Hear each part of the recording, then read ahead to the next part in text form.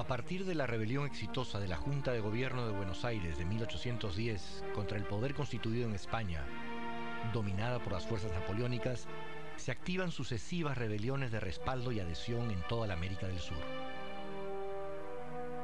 Ya antes de la convocatoria a las Cortes de Cádiz, se ha producido en el Perú el primer grito de rebelión en el sur de la Audiencia de Lima, en la ciudad de Tacna, en donde el 21 de junio de 1811, el funcionario real Francisco Antonio de Sela se ha pronunciado a favor de la Junta de Buenos Aires y, acompañado por fuerzas representativas de la ciudad, toma el control de la misma, deponiendo a las autoridades representantes del gobierno de Lima. La sublevación no logra recibir el auxilio de las tropas enviadas desde Buenos Aires y se desbarata ante el hecho fortuito y fatal de una enfermedad repentina pero inhabilitante de su conductor.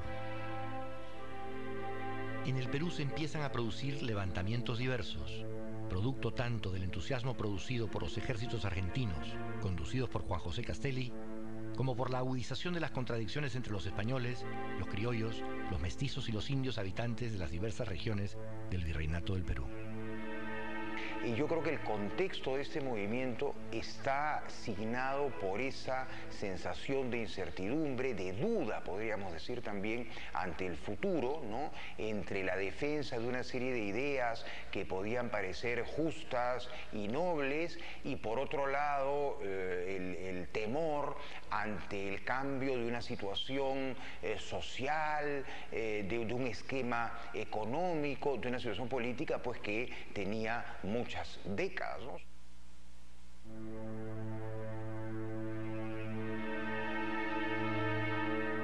La ciudad de Huánuco es, a principios del siglo XIX, una ciudad comercial ligada a actividades agrícolas en donde conviven españoles, criollos y mestizos, en una tensa relación que se ha ido exacerbando por lo que criollos y mestizos consideran injustos privilegios de los españoles, acusándolos de acaparar cargos y monopolizar el comercio.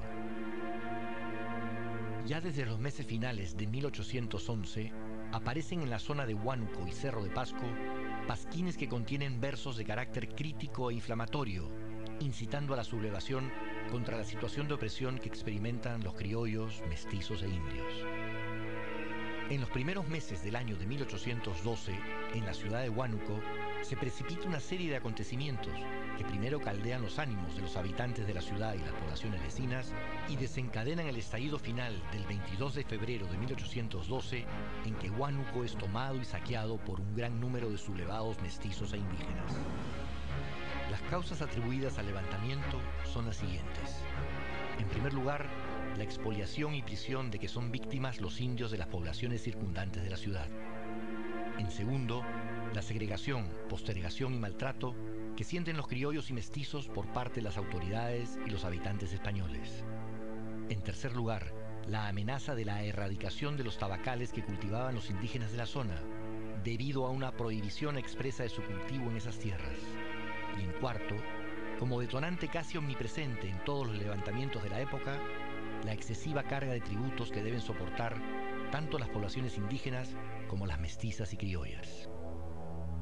Todo ello produce primero la exacerbación de los espíritus y después la reacción violenta y el estallido de la rebelión, que es propiciada, respaldada y dirigida por un grupo de criollos y mestizos de la propia ciudad de Huánuco, entre ellos y principalmente por Juan José Crespo y Castillo, nacido en 1747 y que fuera desde 1790 miembro del Cabildo de Huánuco. En 1812 es ya un hombre de 65 años. En el origen del espíritu de sublevación está también la acción de los religiosos de la zona, Mariano Aspiazu, Ignacio Villavicencio y Marcos Durán Martelli, frailes intelectuales versados en doctrina política y en contacto con otros focos revolucionarios de América del Sur, que escriben y difunden papeles con ideas de insurrección contra el poder ejercido en la región, entre otros, por el subdelegado de Huánuco, el mayor Diego García, el subdelegado de Panataguas, el capitán Alfonso Mejorada, el mencionado alcalde provincial, Pedro Antonio de Chegoyen, y diversas autoridades militares y del Cabildo, en su mayoría emparentados con los miembros de la influyente familia Llanos. Muchos historiadores consideran fundamental la difusión de dichos papeles, ya que canalizan el descontento e incitan a la rebelión contra el poder constituido. Realmente la primera junta de gobierno se forma en 1812 en Huánuco, ¿no? Y es ahí donde radica la importancia de este movimiento, ¿no? Que es la primera junta de gobierno en el territorio del virreinato peruano. Tienes que verlo con lo que está pasando en el contexto. Y qué más claro, ¿no?, que los rumores de que viene un inca, de que viene el Inca Castelli, que te habla de Buenos Aires y el Alto Perú, ¿no?, y de la presencia de este clérigo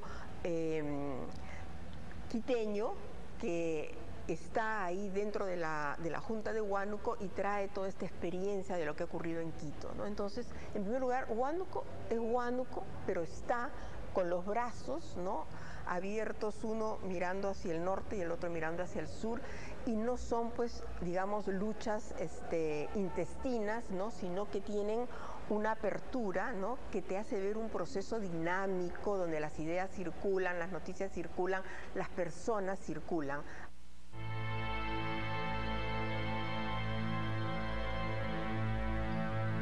Motivados por los acontecimientos, pero también por la prédica de varios sacerdotes y vecinos de Huánuco, se organiza secretamente una acción que tiene por objeto tomar la ciudad, contando con el apoyo de los habitantes de los poblados de indios vecinos para expulsar a los chapetones, a los españoles europeos. Consta en los autos de investigación posteriores que es en la casa de Crespo y Castillo, en la calle Trinidad, que se efectúan las juntas revolucionarias y se firman conjuntamente con los indios y las principales figuras insurgentes las actas de dichas juntas. Muchos de los principales jefes del movimiento circulan por los pueblos de indios exhortándolos a la lucha. Se propaga la idea que se coronará a un nuevo inca que extinguirá los tributos. Se celebran reuniones conspirativas en altas horas de la noche en diversas casonas de Huánuco. En ellas se gestan los planes libertarios y las estrategias de la próxima batalla por el control de la ciudad. Se calcula que en más de 80 doctrinas o localidades de los alrededores se organizan bélicamente para la sublevación. Conforme al plan de acción, los pueblos circundantes a la ciudad de Huánuco, Panataguas, Guamalíes, Cerro, Huaylas, Jauja y Cajatambo, debían esperar la voz de alerta dada desde Huánuco para apresar a sus autoridades y tomar el mando de sus respectivas poblaciones.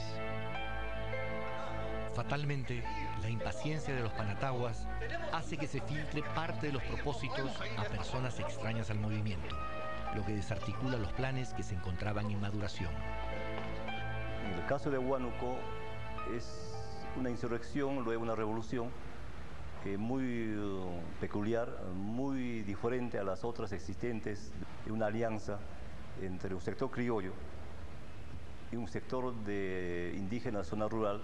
Pero es bueno también distinguir de que cada sector de las clases tenía sus propios intereses o motivaciones, propias e históricas que tenían que ser solucionadas. Ahí surge el papel de los criollos, que solos no podían enfrentarse al poder de las autoridades españolas, entonces buscaban una alianza.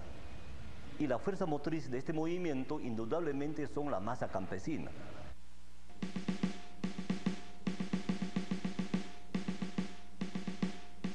Sobre el puente de Guayaupampa, adeptos a la causa, con palos, hondas y lanzas, se trincheran a la orilla derecha del río. El subdelegado Diego García envía 25 hombres para hacerles frente e impedir el paso del puente. Logran detener el avance de los pobladores durante aquella noche de luna, causando muchas bajas en los sublevados, siendo los muertos arrojados al río. Las tropas realistas, al percibir que podían ser rodeados por los pobladores de otras partidas, descienden a la plaza de armas. Algunos, pensando que resistir es imposible, logran huir por el camino de Ambo a Cerro de Pasco. Otros se guarecen en iglesias, conventos y en la casa de Domingo Berrospi, criollo, hijo de un regidor del Cabildo que desde un principio se ha mostrado simpatizante del movimiento de rebelión. Para entonces, los indios han atravesado el puente y avanzan sobre la ciudad, cuyos pobladores buscan aterrados dónde guarecerse de la inminente violencia.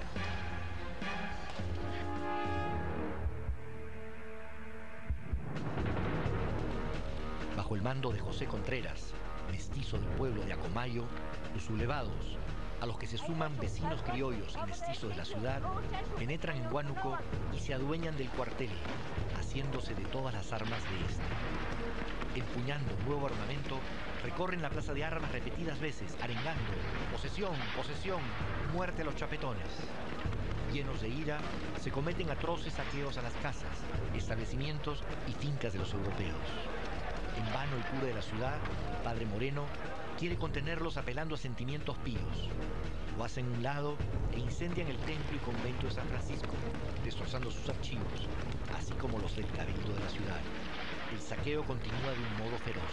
Los pobladores que se suman a la sublevación no solo destruyen todo lo que encuentran a su paso, sino que cortan las cabezas de ganado y dan de palos a su propio general por querer impedir los desmanes.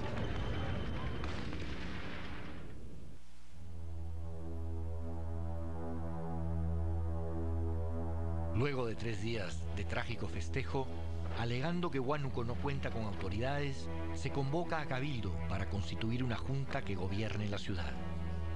En casa de Domingo Berrospi se le nombra subdelegado. De igual forma, los revolucionarios lo nombran general en jefe y como su teniente general a Juan José Crespo y Castillo. En un confuso momento de lealtades encontradas, Berrospi decide enviar a Ambo armas para los europeos refugiados allá y manda detener a los cabecillas del movimiento. Logra encarcelar a José Contreras y antes que los indios puedan organizarse para liberarlo, Berrospi ordena ejecutarlo y arrojar su cuerpo al río Guayaga. Conocida la traición del que consideraban su general en jefe, los revolucionarios reclaman en la plaza de armas la cabeza del desleal subdelegado.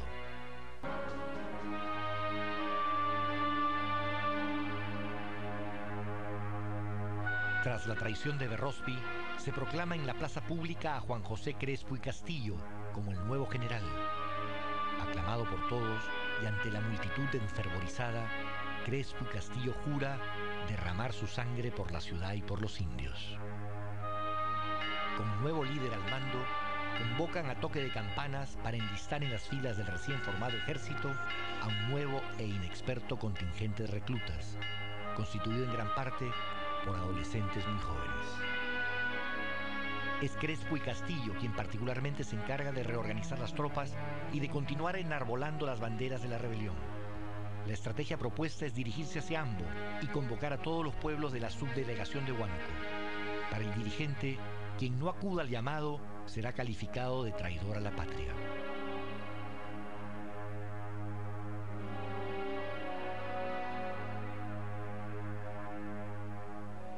En Ambo se han atrincherado los europeos, 100 en total, fugados de Huánuco, quienes defienden los puentes sobre los ríos Huertas y Guariaca. Portando una bandera colorada, ingresan a la ciudad más de 2000 huanuqueños, logrando que tras varios ataques los españoles fuguen despavoridos. Ambo queda en poder de los huanuqueños y la caída de los europeos se celebra en Huánuco con fiestas y algarabía. Al toque de las campanas, los ciudadanos salen a recibir a los rebeldes victoriosos, quienes portando la efigie de San Sebastián y la bandera roja, lanzan arengas contra el mal gobierno. Al conocer del levantamiento de Huánuco, se adhieren a él en Guamalíes, Pampas, Marias, Chuquis, Chupán y Llanas. Sin embargo, movidos por antiguas rivalidades entre los pueblos, los sublevados pierden el objetivo principal de la rebelión y empiezan a atacarse recíprocamente. Pero lo interesante de esta rebelión es que sirve para poder entender la cultura política de las poblaciones indígenas, que es una cosa de la cual pocas veces se habla, ¿no? Porque se tiene la imagen del indígena pues pobre, del indígena que es explotado por el régimen colonial, del indígena que está como marginal al mundo de la política, pero movimientos como este nos enseñan que una población indígena, por más humilde que sea o por más explotada que pudiera estar, tenía estrategias para expresar propuestas políticas, ¿no?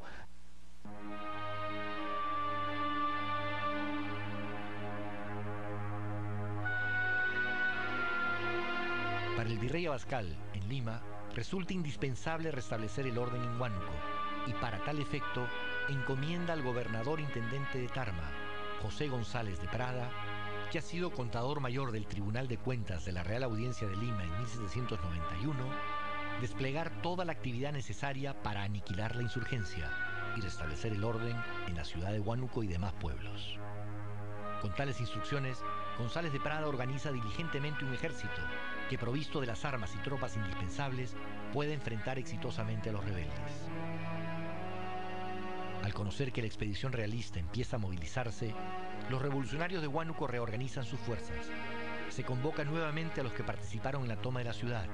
Se hace nuevo acopio de armas, pólvora, municiones y balas. Una vez más, Juan José Crespo y Castillo está a la cabeza del movimiento. La convocatoria para enfrentar a los españoles congrega a 3.000 personas, entre hombres, ancianos, mujeres y niños, armados con lo tomado del cuartel de Huánuco, pero también de hondas, palos y lanzas, que son comandados por Crespo y Castillo en quechua. Hay que leer nuevamente las fuentes de lo que se ha citado en quechua, que yo recuerdo es una frase que dice Pilco Masicuna, la patria en unión, Hispenachicusum di la Chapitón. La patria en unión amanecerá de los chapetones, se librará de los chapetones, se quitará también de los chapetones, pero esa es la idea. Y nosotros, tan a la búsqueda de estos elementos que nos permitan entender este Perú que ha sido también, deberíamos recordar siempre esa frase, ¿no?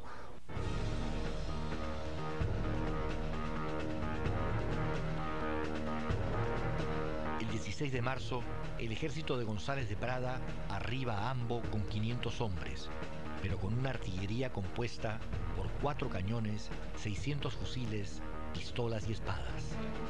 En la tarde del 17 de marzo, ambos bandos hacen campamento a ambos lados del río que los separa, unidas las bandas del cauce por un pequeño puente.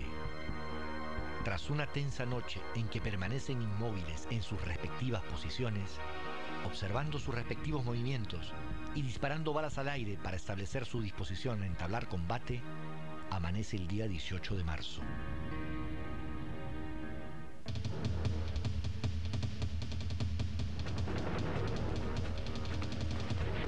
Al amanecer del día 18, los rebeldes, bajo las órdenes del alcalde de Guamalíes, José Rodríguez, que enarbola una bandera roja con un águila dorada, están ubicados estratégicamente sobre una elevación cerca del río. Mientras los realistas despliegan sus fuerzas sobre el terreno, los huanuqueños abren fuego, dándose inicio a la batalla al filo del mediodía.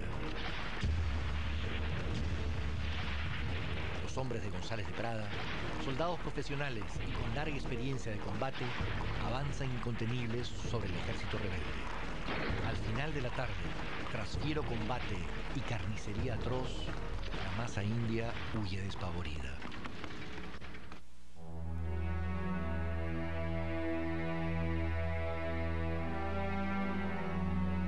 La batalla marca la victoria de las tropas de González de Prada y rápidamente da cuenta del suceso al virrey Abascal. Al ocupar las tropas la ciudad de Huánuco, González de Prada ordena ir en busca de los fugitivos para proceder a su captura y pacificar la población de Guamalíes, mientras se constituye el tribunal de guerra para procesar a los insurgentes. Algunos logran huir de la justicia, como Crespo y Castillo, que busca refugio en Cecina, en las montañas de Zapán, en donde, sabiéndose perdido, solicita a los habitantes del lugar que lo degüellen para no caer en manos de los realistas. Sin embargo, a los pocos días es capturado ahí por el comisionado Juan Martín Llávar. En Huánuco se encarcela a más de 20 personas, entre ellos presbíteros, frailes y civiles, sospechosos de haber participado en el evento, los cuales se encontraban refugiados en distintos lugares de la montaña.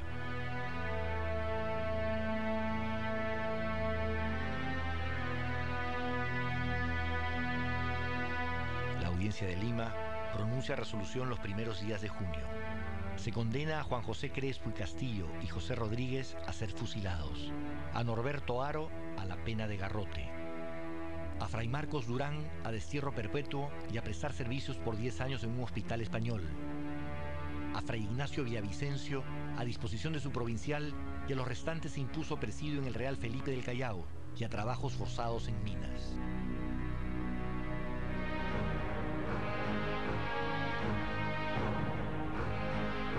En la mañana del 14 de septiembre, en la Plaza de Armas de Huánuco y al pie de la torre de la iglesia matriz, fueron fusilados Crespo y Castillo y José Rodríguez, y ahorcado Norberto Haro.